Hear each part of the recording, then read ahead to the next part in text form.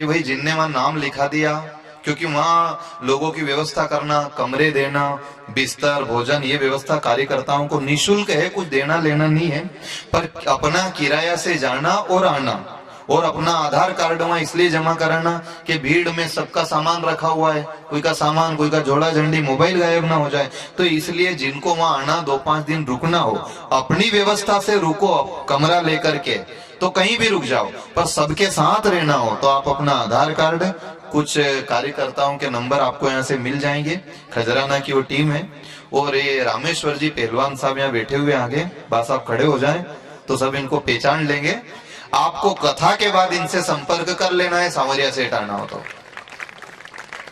ताड़ी मत बजाओ, आधार कार्ड दे दीजिए, आना है तो, नहीं आना है तो कोई बात नहीं, पर साल में एक बार ये तीर्थ की कथा कराते हैं, तो आपको जिनको भी आना वो पहले जानकारी दे के आना, ताकि आपके लिए वहां सारी व्यवस्थाएं हो जाए। तो ये कथा है। और फिर महाशिवरात्रि का मेला, मुंडी गांव की समिति और हमारे पटेल साहब आज पधारे हैं। हम रोज ढूंढता था कि टोपी वाला बा नगीनी एरिया है, पर वो कहीं कामकाज में लगे हुए थे। उनका भी बहुत बहुत स्वागत है, पटेल साहब का, प्रकाश पटेल जी का, ये महेश भैया और ये सब लोग आज पधारे हैं। इस गांव की समिति को बहुत बहुत साधुवाद, जिनने गत वर्ष महाशिवरात्रि का मेला लगाया था धम्मणी गांव में। इन सभी भक्तों का, और इनके गांव में भी भव्य आयोजन भागवत कथा का संपन्न हुआ। सभी भक्तों को हृदय से साधुवाद, और इनकी तरफ से महाशिवरात्रि का निमंत्रण आप सभी माता पिताओं को आज से ही है। निमंत्रण पत्र कथा के छठे दिन घर घर पहुंच जाएंगे यहाँ आपके इस गांव गढ़ी में, और वहां 7 दिवसीय भव्य भंडारे में और उस भागवत कथा में आप सब सादर आमंत्रित हैं। एक दिन के भंडारे के सहयोगी यजमान बने हैं किशोर जी सेठ, जोरदार ताली बजाकर उनका स्वागत करें, जो यहाँ कथा में भी अपनी सेवा दे रहे हैं और वहां भी उनने अपनी सेवा दी है। वहां की क्या व्यवस्था है ये हमारे समिति के लोग आपको जानकारी दे देंगे कथा के बाद में, पर आप सब लोगों को वहां प्रेम पूर्वक पधारना है, 7 दिन वहां रुकना है। और तीर्थ कथा जो साल भर में एक बार होती है, उसमें आप सादर आमंत्रित हैं सपरिवार, परंतु दूर का मामला, इसलिए जानकारी देकर ही पधारे, ताकि आपके लिए समिति वहां व्यवस्था में तत्पर हो। बोले सांवरिया सेठ की, चार भुजानाथ की।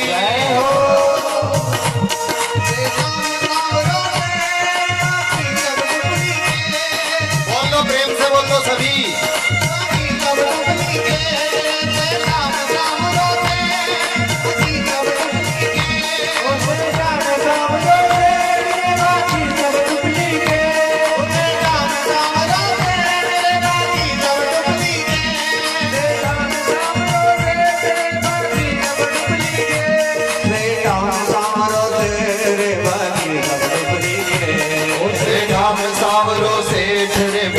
सब डुप्लीकेट,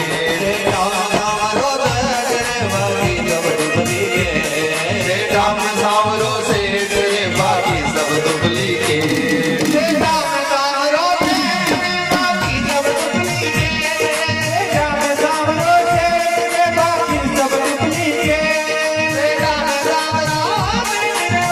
और सांवरिया सेठ की,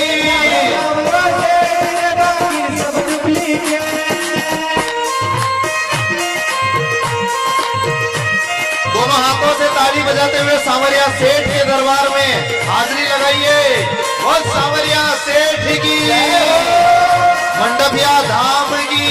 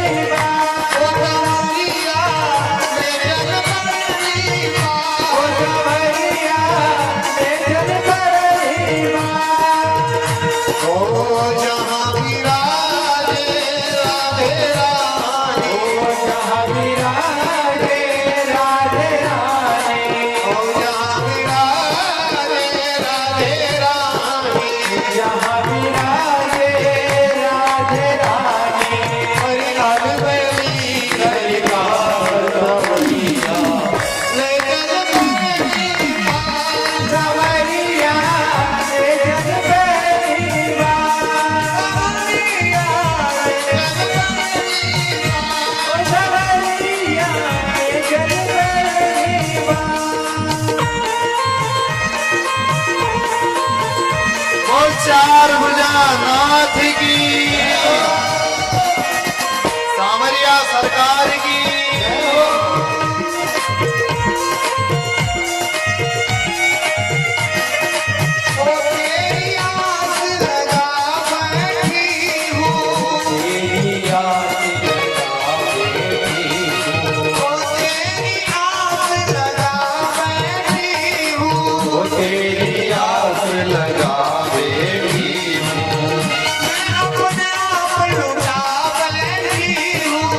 अपना आप लुटा बैठी हूँ, अपने आप लुटा बैठी हूँ, अपना आप लुटा बैठी हूँ।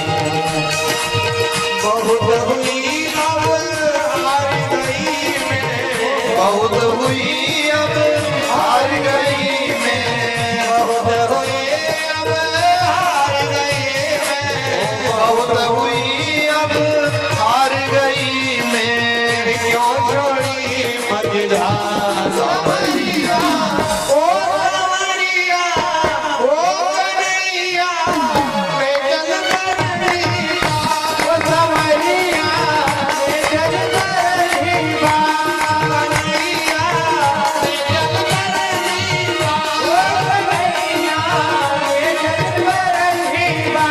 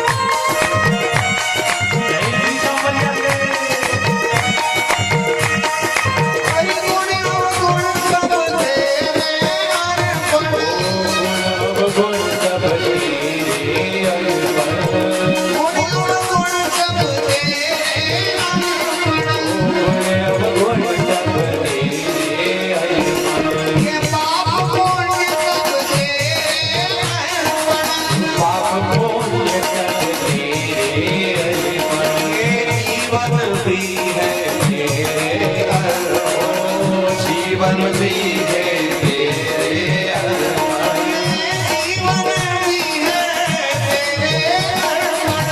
जीवन भी है तेरे अर्पण। ये बुद्धि सहित सब तेरे अर्पण, बुद्धि सहित सब तेरे अर्पण।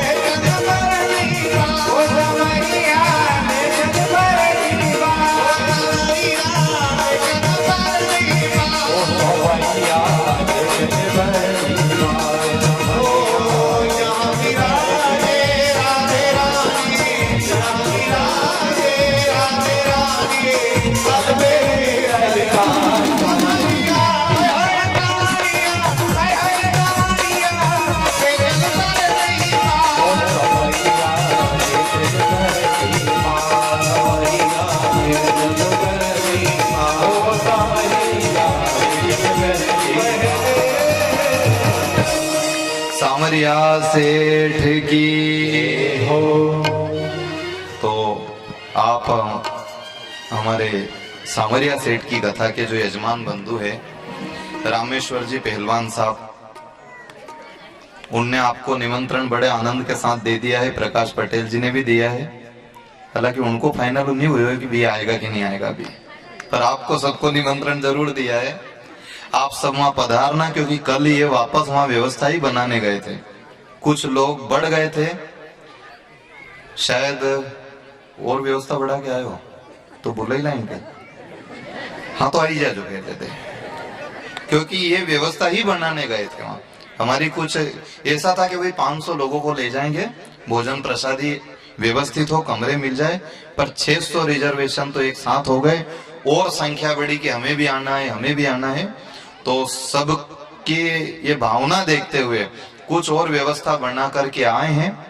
और फिर अपन वहां ऐसा तो है नहीं कि पिकनिक मनाने जाएं जो सबको वहां अच्छा ही खाना चाहिए ना अच्छा ही कमरा चाहिए। भगवान की कथा है, थोड़ा 19-20 भी होगा तो कष्ट देख करके 7 दिन पूरे कर लेंगे, क्योंकि वहां सेठ है सामरिया सेठ, उसके यहाँ यदि कष्ट देखेंगे तो बाकी सारे कष्ट समाप्त कर देगा। और कृष्ण की तरफ देखो, कथा में तो ये निवेदन है, कष्ट की तरफ मत देखो तो कष्ट अपने आप मिट जाएगा। क्योंकि हम और बड़ा काम क्या करें, यहाँ राजा बलि तो ऐसा बड़ा काम कर गए, जब समुद्र मंथन हुआ और उस मंथन में से बहुत सारी चीजें निकली और एक विवाद हो गया उनमें कि अमृत कौन पिएगा, विष कौन पिएगा। तब राजा बलि एक तरफ बैठ गए कि इस मूर्खता में सार नजर नहीं आता है, झगड़ रहे हैं, ऐसे कैसे अमृत मटेगा। तो राजा ने नर्मदा के किनारे यज्ञ किए और उन यज्ञ में जब 99 पूरे हो गए, 100वें की तैयारी, और 100वें यज्ञ की तैयारी चल रही थी तो भगवान द्वार पे आ गए। राजा जान गया कि ये परमात्मा है, फिर भी उसने हाथ में जल लेकर के संकल्प कर लिया कि ये ब्राह्मण जो मांगेगा वो दूंगा। और उसने 3 पांव जमीन मांगी, 3 पांव जमीन में राजा बलि का सब कुछ ले लिया, पर राजा बलि पीछे नहीं हटा, उसने सर्वस्व समर्पित करके भगवान को प्राप्त कर लिया, अपना सब कुछ दे दिया और भगवान को प्राप्त कर लिया। कितना बड़ा कदम, हमारा मन कहां लगे। हमारा मन माला में कम लगता है, मोबाइल में ज्यादा लगता है। दिन भर जने उड़िया उड़ी, दिन भर हुए आदमी हो कि औरत हो, अब सबका ये रिवाज बन गया है। पूरा विश्व भारत की तरफ देख रहा है, पूरा विश्व भारत की तरफ देख रहा है।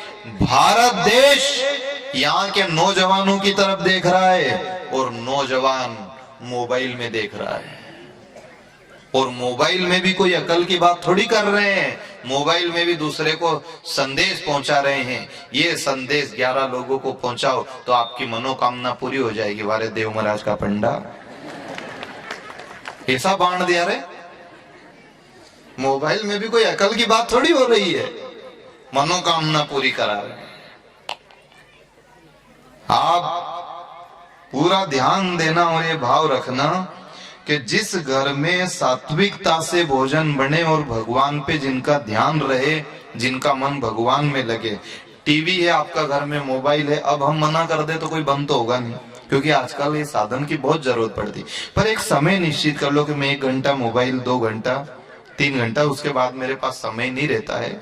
मैं किससे क्या बात करूं, दिन भर क्या बात करना। फोकट की रोटी जी मिली, सब्जी काई की बनी थी, कितनी रोटी खाई, कहीं आई तो आया जाए नहीं तब। ये इसमें कोई सार नहीं रखा है, समय बर्बाद करना है। कोई विशेष काम पड़े तो इन साधनों का उपयोग किया जाए, बाकी समय में भगवान का भजन करो, घर परिवार को समय दो, अपने इष्ट मित्र में समय दो। ना कि ये थोती औपचारिकता, इसमें कोई सार नजर नहीं आता है। इससे कोई ऐसा थोड़ी कोई संस्कार मिले। टीवी देखने से कोई सुधर जाएंगे कि कोई मोबाइल चलाने से सुधर जाएंगे। ये आपकी सुविधा है, ये साधन नहीं है। पूरी तरह इनको साधन मत मानो, खाली एक छोटी सुविधा है। इन सुविधा ने इंसान को कितना खोखला कर दिया। अब कोई को बुलाना भी हो तो पहले एला देता था, आवाज देता था। अब तो के नाना रे थारा काका जी के बुलाई ला तो हम जावन वो मोटरसाइकिल निकाला तो छोरो पड़ियो कही दे आई रे आए तो तू गयो तो आई नहीं, मिस कॉल मार दियो। आ ही रहा है। ये सुविधाओं का कितना दुरुपयोग। आदमी थोड़ा भी हिल करके इस घर से उस घर भी नहीं जाए। गाड़ी आ गई है तो अब खेत पे पैदल कौन जाए, चाबी नहीं दो तो वो खेत पे काम करने नहीं जाए। ये इतने सुविधा भोगी हो गए। इसलिए आपको कल कहा था कि शरीर कोई दूसरा काम में नहीं आएगा कि इससे कोई रकम बन जाएगा। संस्कार बढ़े, घर में रामायण जी हो, गीता जी हो, भागवत हो। कोई जरूरी नहीं कि सब भागवत कराओ। हम नहीं कहते आपसे कि आप अपना गांव में भी भागवत जी करा जो। ऐसा टेंट लगा करके ही भागवत जी नहीं होती है। आपसे हाथ जोड़ के निवेदन है, कोई गरीब आदमी भी बैठा हो इस पंडाल में और उसका मन भी हो कथा कराने का और नहीं है उसके पास 1 रुपया भी, तो कोई जरूरी नहीं कि आप ये खर्चा करो, माइक लाओ, टेंट लगाओ। आप अपने घर में एक घी का दीपक जला करके और एक तुलसी पत्र रख करके खुद भी पढ़ने लग जाओगे इस ग्रंथ को, तो भागवत जी हो गई आपका ग्रंथ। गरीब है, नहीं करा सकते सब ये आयोजन, नहीं बने सबसे, तो क्या ठाकुर जी नाराज हो जाएंगे कि तुमने टेंट नहीं लगाया, कि तुमने नुक्ची नहीं बांटी? जिससे जो बने, धनवान बनाया है तो वो पीछे मत रहो, पर गरीब बनाया है उसकी भागवत जी ऐसे हो जाएगी। हो जाएगा पारायण। खुद रामायण बांच दो, खुद माला फेर लो, खुद भजन कर लो, तुलसी का पत्र प्रसादी मान लो। अरे ऐसा समय तो सबसे निवेदन, घर का बड़ा बूढ़ा बुजुर्ग जिनको कोई काम नहीं है, उनसे हमारा हाथ जोड़ के निवेदन है कि वो उठ करके सबसे पहले मंदिर में जाएं, तो बच्चा बच्ची में संस्कार आएगा। घर की माताएं बहनें एक काम करें, सुबह उठते ही रसोई घर में जाएं, उससे पहले स्नान कर ले, फिर प्रसाद भगवान का जो बने वो भगवान को भोग लगावे। अब वो के अब जल्दी ना हो तो कहीं हाथ पांव तो धोवाए नहीं, ठंड को टाइम यूं तो एक बार न्यूज पानी कूल लो, फिर 12 बजे ढंग से नहीं लो। पर रसोई घर का तो ऐसा नियम रखो कि स्नान करके ही रसोई घर में जाऊंगी, क्योंकि कयादु माता की कथा आप सबने सुनी होगी। हिरण्यकश्यप महापापी था और कभी भी उस पापी ने भगवान का नाम नहीं लिया, पर उस माँ का नियम क्या था कि रोज भोजन बनाती तो पहले ठाकुर जी को भोग लगाती और वही थाली उसको देती थी कि कभी न कभी तो इसकी मति सुधरेगी। बिना भोग लगाए आदमी का सम्मान करे, सेवा करे, लाड करे, अच्छी बात है कि गैस से गरम गरम चिमटा से पलटी ने गैस से सीधी उतरी तो आदमी की थाली में, ये लाड ठीक है, परंतु थोड़ा गलत भी है। अगर गैस से सीधी थाली में जाएगा तो आदमी राक्षस बन जाएगा। गैस से रोटी पेला ठाकुर जी का सामने जाएगा, भोग बनेगा और फिर थाली में जाएगा तो आदमी भक्त बन जाएगा। पानी सागर से सीधा गिलास में आएगा तो खारा रहेगा और सागर से पहला बादल में जाएगा और फिर आएगा वो जमीन पे तो मीठा हो जाएगा। बादल क्या काम करें, उसको मीठा करें, फिल्टर करते हैं। अन्न में भी पाप रहे, 100 तरह का पाप रहे। ये इल्ली मारो इतना तो कहीं धर्म करो आप, पाप ये नहीं है, फिर ये फिल्टर कहीं से होगा? वही ठाकुर जी को भोग लगाओ कि हम किसान हैं, ये हमारा काम है, फसल नहीं हो भगवान तो हम अपना पेट कैसे भरें? इसलिए हम खेत की रक्षा के लिए बागर भी लगाते हैं, जीव जंतु से भी बचाते हैं। कहीं जीव जंतु की हत्या भी हो जाती जाने अनजाने, तो हमने आपके सामने थाली रख दी है, आप इसको प्रसाद बना दो। ये संस्कार देखो, बड़ा बुजुर्ग को सबसे पहले मंदिर, घर में जो नौजवान है वो अच्छी वाणी, ताकि बच्चों में भी ऐसी वाणी गूंजे, और माता बहनें जो है वो सबसे पहले स्नान करके सुबह का ऐसा नियम बना ले, बिना स्नान के रसोई घर में नहीं जाना और भगवान को बिना भोग लगाए कोई को भोजन नहीं देना। ये ऐसा नियम, एक संकल्प लेके ही उठना आज। और अभी ठंड में चालू कर दीजिए तो पक्को हो जाएगा काम। अभी ठंड से ही शुरू कर देना तो पक्को ही, फिर टूटेगा नहीं कभी। क्योंकि ये क्या करना बहुत मुश्किल पड़े, बहुत मुश्किल पड़े। अभी चालू भी कर देना कल से ही, तो 2-1 दिन में रिजल्ट भी जाएगा कि बढ़िया पक्का काम हो गया, अब नहीं छूटेगा। और अपनी बेटियों में भी ऐसा संस्कार डालना, क्योंकि आज के युग में शिक्षा के क्षेत्र में हम बहुत आगे हैं, पर संस्कार के क्षेत्र में हम बहुत पीछे हैं। काम काज कोई भी नहीं कराए और जहां संबंध करे वहां पहला यह बात खुटा, हमारी नानी पानी भरवा नहीं जाएगा, गोबर नहीं सोरेगा और खेत पे नहीं जाएगा, तो फिर तुम्हारी नानी कहीं आरती उतारेगा या घर का? कोई काम नहीं करे, कोई काम नहीं करे, और वास्तव में कोई अंदाज भी नहीं काम करने जाए। तो एक पढ़ी लिखी लड़की ससुराल गई तो वो अच्छा भरा पूरा घर 15-20 भैंस उनके यहाँ, तो वो उनका ससुर जी कहीं गया, 2.5 महीनादार नहीं आया, आदमी भी नहीं, तो सासू ने खड़ की तगारी भर दी सवेरे सवेरे और की लाड़ी तू एक काम कर बेटा, ये भैंस का सामने खड़ की तगारी रखिया। अब वो आखी जिंदगी कभी भैंस का दड़े नहीं गई बात, वह खड़ की तगारी लेगी, देखे तो भैंस बागोली रिन जागो टाई रे, तो पाछी पलटी नहीं की, धैर्य अभी नहीं, धैर्य अभी नहीं खाएगा। क्यों अभी क्यों नहीं खाएगा? अभी तो भैंस मंजन करी रही है, 1 आध घंटा बाद जिंगे।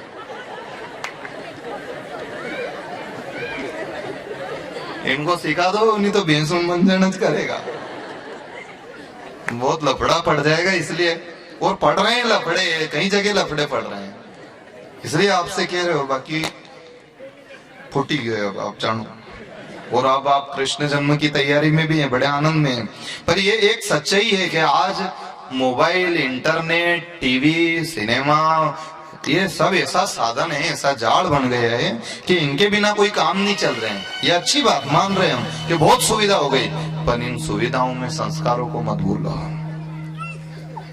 और ये कोई संस्कार थोड़ी, सब नौजवान गर्दन झुका झुका करके बैठे हैं तो कोई संस्कारी थोड़ी है, सब मोबाइल में देख रहे हैं इसलिए गर्दन झुकी हुई है। कथा में भी कभी कभी ऐसा लगे कैसा भला लोग न्यू बैठा, न्यू नहीं बैठा है, मोबाइल चल ही रहा है, बैठा हूं। कथा में भी चल रहे हैं, कथा में चले जो चले, ब्याह में चले जो चले, घर में चले जो चले, कोई मर जावे लाज नहीं आए लोगों को। अंतिम यात्रा जा रही है और सब राम नाम सत्य बोल रहे हैं, ने पाछे 2-4 जना बात करता जा रहे हैं, जाने वो की जावाड़ा की व्यवस्था जोड़ता हो कि भेजी यहाँ एक कुर्सी लगाई थी, जो मनक जैसी रकम गई वहां तो बंद कर लो, वहां भी चालू है। अंतिम यात्रा में भगवान का नाम लेने का धर्म है, मोबाइल पे बात करने का नहीं। इसलिए आपसे हाथ जोड़ के आग्रह है कि समय बचाओ और इस समय को बचा करके भगवान से बात करो। इन सब से तो बात अपनी होती रहेगी और पूरी जिंदगी इनसे बात करनी है, पर घड़ी 2 घड़ी ऐसा समय निकालो, भगवान से बात करो। शबरी माता ने कोई संसार से बात थोड़ी करी, भगवान से बात करी। केवट ने भगवान से बात करी। बलि राजा ने सर्वस्व दे दिया पर उसी से बात करी और कहा 3 पांव जमीन दी, जहां से मन पड़े नापो। उसने 3 पांव में अतल वितल सुतल तलातल से लेकर के सारे 7 लोग नीचे के ऊपर के ब्रह्मांड नक्षत्र तारा सब नाप लिया और कहा बता रहे 2 पांव में सब नाप लिया, तीसरा कहां धरूं? उन्हें की तीसरा मेरे माथे पे धर दो और मेरे को भी नाप लो, मैं दानी भी तुम्हारा। ये बहुत मुश्किल का सौदा है साहब, बहुत मुश्किल है। किरणा बहुत सेज है कि करके हम कथा सुना करके चले जाएंगे और आप प्रसाद बांट करके चले जाएंगे, परंतु सच्चाई क्या है? सच्चाई तो ये है कि जिनने धर्म निभाया है उनसे आप कभी पूछना तो सही कि भैया कितनी आफत पड़ी रहे। आपने तो गांव में कथा कराई, आपने तो गांव में एक दिन खाली भंडारा कराया, जिनमें लोग उनने कही थी वी 17,500 बेचे भी कहाँ पूछो वाला ने, जिनमें 10 बार पूछी और अगले साल याद राखी ने पूछी कि चंदा लेवाया इन्हें क्या पुराना हिसाब किताब। आपने रजिस्टर फेंक दिया कि आज के बाद धर्म का काम में नहीं पढ़ूंगा। रे लोग कितने नादान है, मैं कोई खाऊंगा। भगवान ने पहला से जमीन दी, अच्छा मकान दिया, छोरा दिया कमाने जैसा, मैं 10-15 हजार चंदा का खाऊंगा। पर लोगों ने पूछी और आपने रजिस्टर फेंक दिया। अरे उनसे भी तो मिलते कभी और बात करते क्यों हरिश्चंद्र? तुमने क्या किया? ने दादा हमने रजिस्टर नहीं फेंका, हमने तो मरते दम तक धर्म का रजिस्टर संभाल करके रखा है, मरते दम तक। तब कहीं जाकर के लिखा है कि बहुत दानी हुए रे, पर कोई ऐसे भी हो गए जिनने अपन तो ये मेथी बेचे, सब्जी बेचे, अपन तो अनाज बेचे मंडी में जाकर के। पर एक ऐसा राजा जिसके सपने में एक महात्मा आ गए और अपनी औलाद को और अपनी पत्नी को चौराहे पे खड़ा करके बेचने के लिए तैयार हो गया। कह दिया है कोई खरीदने वाला, मैं अपनी संतान को बेचने आया हूं। धन्य है सूर्य नारायण ने भी उस दिन मस्तक झुका लिया कि राजन गजब का सत्य है रे तेरा। गूंजे धरती रे चारों धाम रे, सतवादी राजा अमर रहे गो तेरो नाम रे, सतवादी राजा अमर रहे गो तेरो नाम रे, सतवादी राजा अमर रहे गो तेरो नाम रे, सतवादी राजा अमर रहे गो तेरो नाम रे।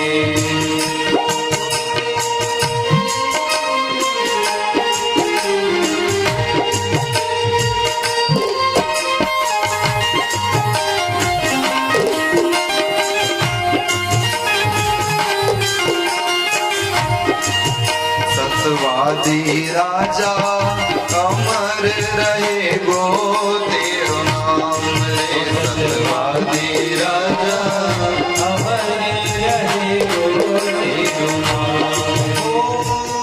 अमर रहे गो तेरो नाम रे, अमर रहे गो तेरो नाम रे, अमर रहे गो तेरो नाम रे, सतवादी राजा अमर रहे गो तेरो नाम रे, सतवादी राजा अमर रहे गो तेरो नाम रे।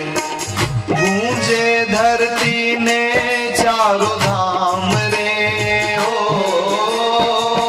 गूंजे धरती ने चारों धाम रे, सतवादी राजा अमर रहे गो तेरो नाम रे, सतवादी राजा अमर रहे गो तेरो नाम रे।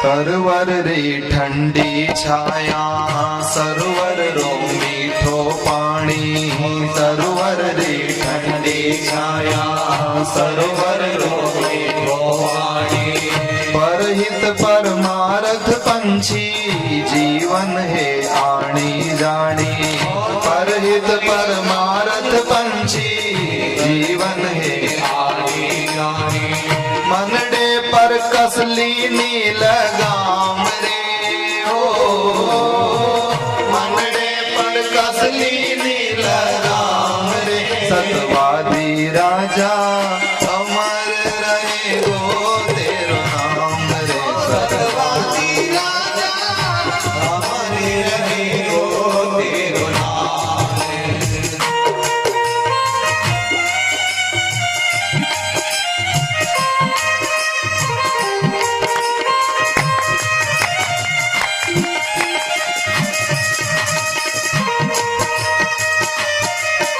सम्राट हरिश्चंद्र ने अपना सर्वस्व दान कर दिया, काशी के बाजार में चले गए, नंगे पांव भटक रहे हैं, छोटा सा रोहित कुमार भी शांत हो गया।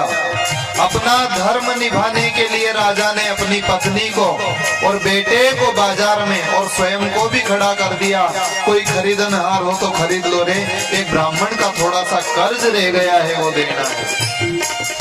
खुद को नीलाम करने के लिए तैयार हो गए।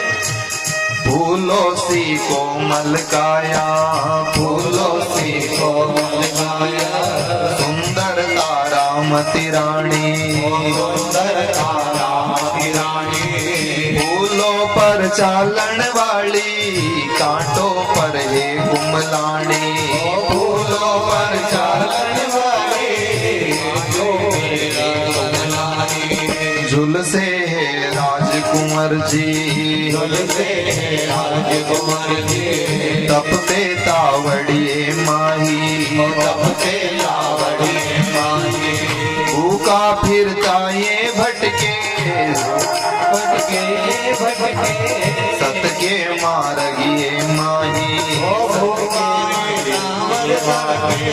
सत के मार बाती सत पर जीवत डावड़ी जाव रे हो, सत पर जीवन बड़ी जाव रे। सतवादी राजा अमर रहे गो तेरो नाम रे। सतवादी राजा हमारे रहे वो तेरो नाम रे।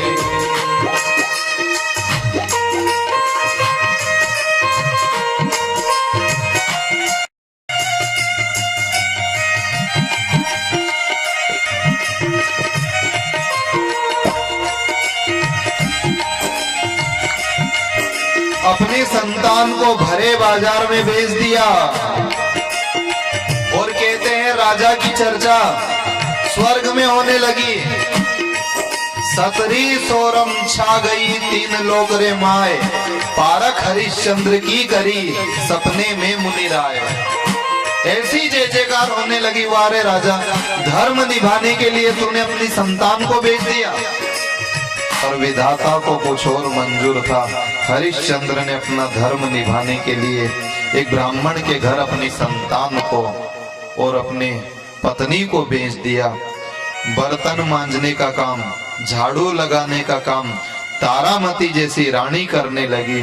और कहते हैं फिर भी महात्मा का मन नहीं भरा इतनी परीक्षा लेने के बाद।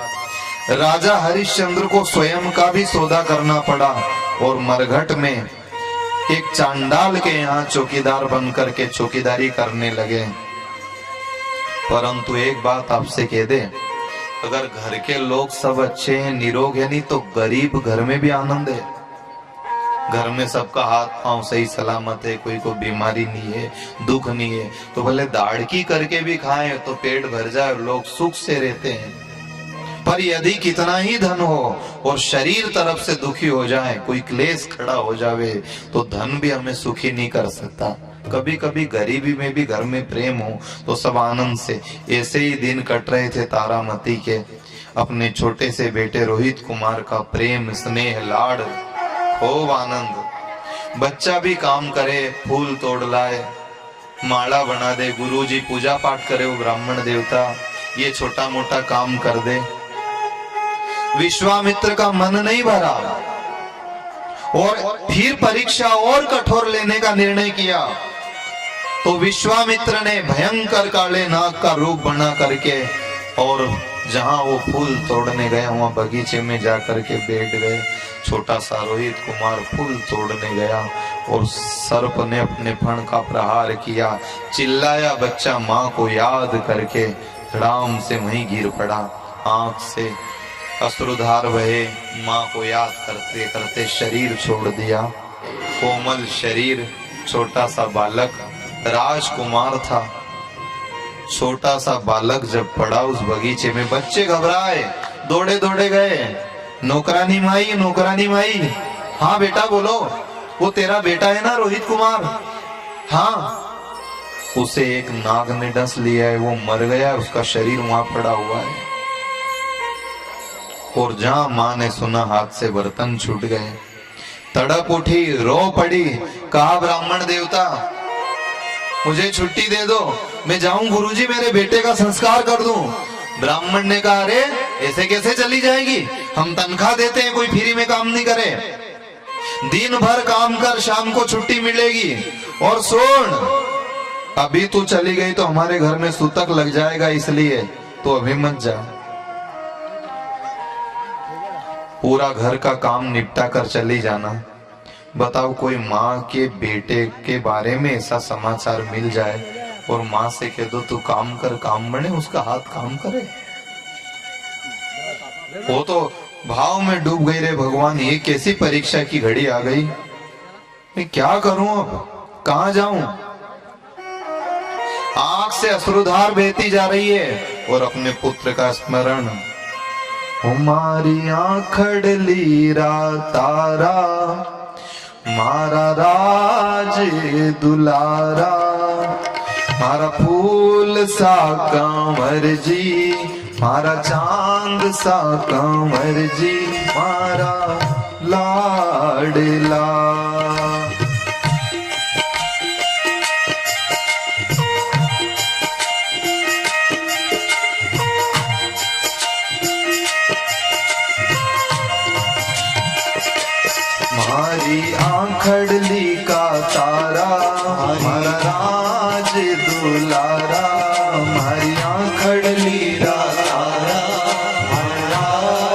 दुलारा मारा फूल सा कंवर जी, मारा चांद सा कंवर जी, मारा फूल सा कंवर जी, मारा चांद सा कंवर जी।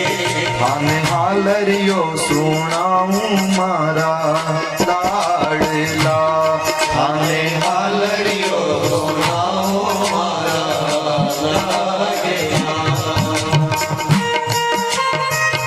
अच्छा एक बात का तो अंदाज लगाओ, गरीब माँ बाप भी अपनी औलाद की हर ख्वाहिश पूरी करते हैं, गरीब से गरीब जैसी बने ऐसी, पर इच्छा पूर्ति करते हैं।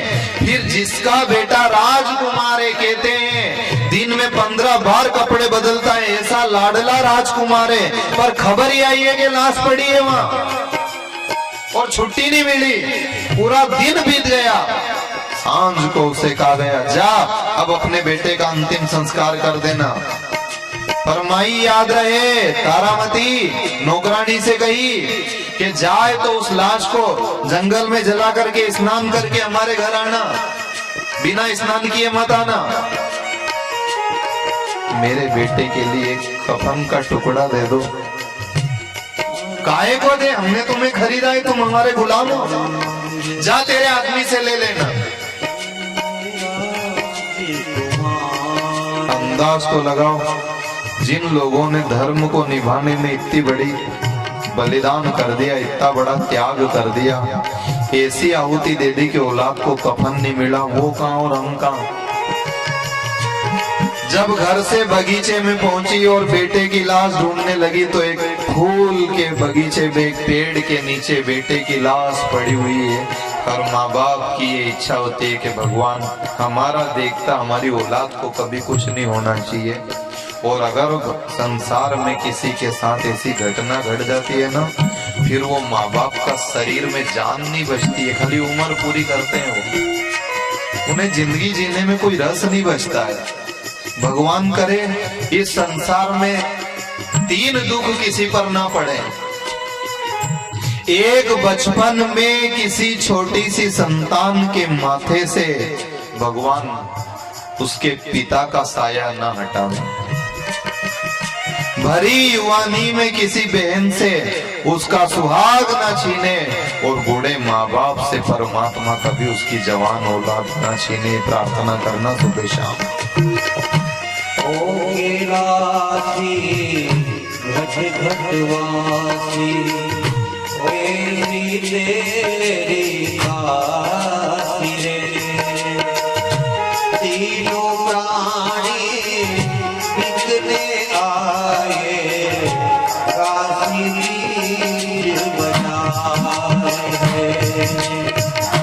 ओ कैलासी घट घटवासी, कैसी मेरी काशी रे, तीनों प्राणी बिकने आए, काशी के बाजार।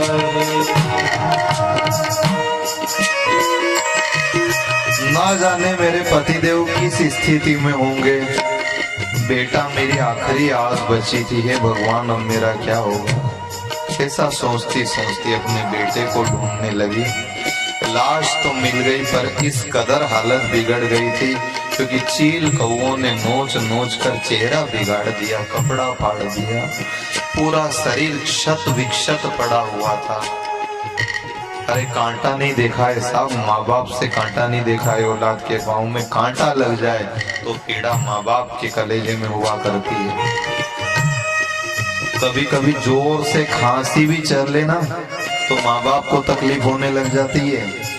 खाली खांसी चल जाए, कांटा लग जावे, कंकर लग जावे तो माँ बाप बेचैन हो उठते हैं।